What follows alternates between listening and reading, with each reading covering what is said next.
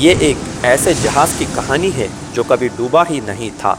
سن 1628 میں سویڈن کے دارالحکومت اسٹاک ہوم کی بندرگاہ پر ایک عظیم الشان جنگی جہاز ویسا نے اپنی پہلی اور آخری روانگی کی۔ وہ سونے کے مجسموں سے سجا، باد بانی کپڑوں میں لپٹا، شان و شوکت کا نشان تھا۔ ہزاروں لوگ ساحل پر کھڑے خوشی سے چیخ رہے تھے۔ سویڈن کا غرور سمندر کی طرف روانہ ہوا، مگر 20 منٹ بھی نہ گزرے تھے کہ وہی غرور پانی میں ڈوبنے لگا۔ صرف چند سو گز کے فاصلے پر قوم کا فخر اپنے ہی وزن تلے دفن ہو گیا۔ 50 سے زیادہ لوگ، ملاح، عورتیں، بچے سمندر کے نیچے ہمیشہ کے لیے سو گئے۔ یہ موت کسی جنگ کی نہیں تھی، یہ تھی انسان کے غرور اور اندھی فرمانبرداری کی قیمت۔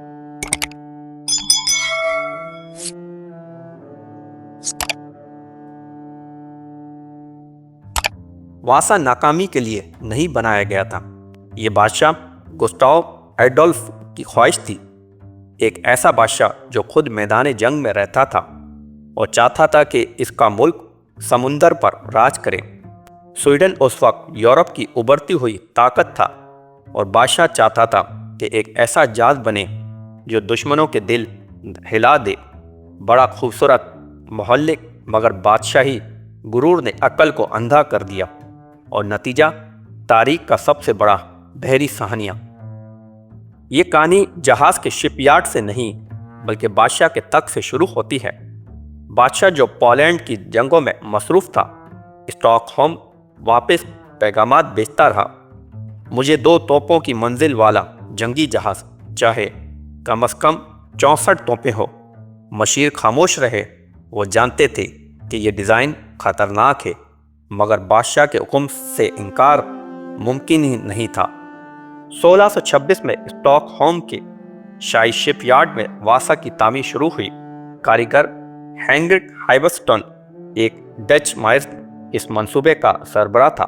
وہ جانتا تھا کہ یہ جہاز بہت اونچا اور تنگ ہے، بھاری بھی غیر متوازن، مگر وقت کم تھا، دباؤ زیادہ اور بادشاہ بے صبر۔ واسا عقل سے نہیں، حکم سے بن رہا تھا۔ جہاز کا ڈھانچہ ایک گرجا گھر کی طرح اٹھتا گیا، مضبوط بلوط کی لکڑیاں اور ہر جانب نفیس تراشے ہوئے مجسمے، رومن بادشاہ، شیر، فرشتے، دیو، ہر نقش ایک علامت تھا۔ بادشاہ کی طاقت، خدا کی مرضی۔ واسا تیرنے سے پہلے ہی ایک تیرتا ہوا شاہکار بن چکا تھا، اور اسی غرور نے اسے ڈبو دیا۔ 1628 کے وسط میں واسا تیار کھڑا تھا۔ پورا شہر دیکھنے آیا، مگر کچھ مزدور سرگوشیوں میں کہہ رہے تھے یہ جہاز ڈولتا ہے خطرناک حد تک۔ ایک ٹیف ہوا، 30 آدمیوں نے عرصے پر ادھر سے ادھر دوڑ لگائی۔ 3 بار کے بعد ہی کمانڈر نے تجربہ روک دیا۔ جہاز الٹنے کے قریب تھا، پھر بھی حکم بدلا نہیں۔ بادشاہ نے کہا جہاز کو روانہ کرو۔ 10 اگست 1628 اسٹاک ہوم کی بندرگاہ عید کے میلے جیسی تھی۔ ڈول بج رہے تھے، جھنڈے لہرا رہے تھے، توپیں سلامی دے رہی تھیں۔ جہاز نے لنگر اٹھایا، بادبان کھولے اور شان سے چلنے لگا۔ چند لمحوں کے لیے لگا کہ بادشاہ کا خواب پورا ہو گیا۔ ایک تیز ہوا نے جہاز کے بادبانوں کو بھر دیا۔ جہاز بائیں جھکا، پھر سیدھا ہوا۔ تماشائیوں نے سوگ کا سانس لیا۔ اگلا جھونکا آیا، پھر پہلے سے زیادہ طاقتور۔ واسا اس بار سنبھل نہ سکا۔ پانی کھلے توپ خانوں سے اندر گھس آیا۔ بھاری توپیں جہاز کو اور نیچے کھینچنے لگی۔ چند ہی منٹوں میں سویڈن کی شان و شوکت سمندر کے فرش میں دفن ہو گئی۔ ساحل سے صرف چند سو گز کے فاصلے پر افراتفری مچ گئی۔ کچھ ملاح پانی میں کودے، کچھ لکڑیوں سے چمٹ گئے، مگر نیچے کی منزل میں قید لوگ کبھی باہر نہ آ سکے۔ 150 افراد میں سے 50 سے زیادہ ہمیشہ کے لیے غائب ہو گئے۔ ان میں عورتیں اور بچے شامل تھے جو صرف تماشا دیکھنے آئے تھے۔ اس کے بعد پورا اسٹاک ہوم خاموش ہو گیا۔ لوگ سوگ میں تھے، دربار غصے میں۔ بادشاہ نے خط لکھا: میرا جہاز کیوں ڈوبا، مگر کوئی سچ کہنے کی ہمت نہ کر سکا۔ اصل مجرم خود بادشاہ کی خواہش تھی۔ تحقیقات ہوئی مگر آخر میں بس یہ کہا گیا جہاز شروع سے ہی غلط بنایا گیا تھا، کسی کو سزا نہ ملی۔ 300 سال تک واسا سمندر کی تہہ میں تباہ رہا، مگر بالٹک سمندر کا پانی نیم نمکین تھا، اس میں لکڑی کھانے والے بیکٹیریا نہیں تھے، اسی لیے جہاز حیران کن طور پر محفوظ رہا، جسے وقت خود رک گیا ہو۔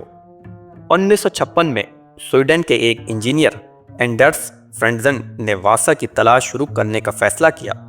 پرانے نقشے، کاغذات، خطوط سب چھان مارے، بالآخر ایک مقام پر اس نے ایک آلہ نیچے بھیجا۔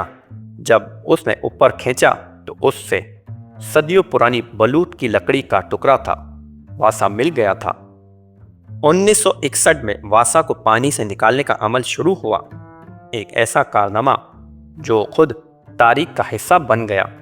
غوطہ خوروں نے سالوں محنت کی، فولادی تاریں جہاز کے نیچے گزریں، بڑے بڑے پونٹوں لگائے۔ 24 اپریل 1961 کو 333 سال بعد واسا دوبارہ روشنی میں آیا۔ ہزاروں لوگ خوشی سے چیخنے لگے، مگر اس بار جہاز نہیں ڈوبا۔ جب جہاز کو صاف کیا گیا تو سب حیران رہ گئے۔ لکڑی، توپیں، کپڑے، اوزار، سکے سب محفوظ تھا، یہاں تک کہ ملاؤں کی ذاتی چیزیں بھی۔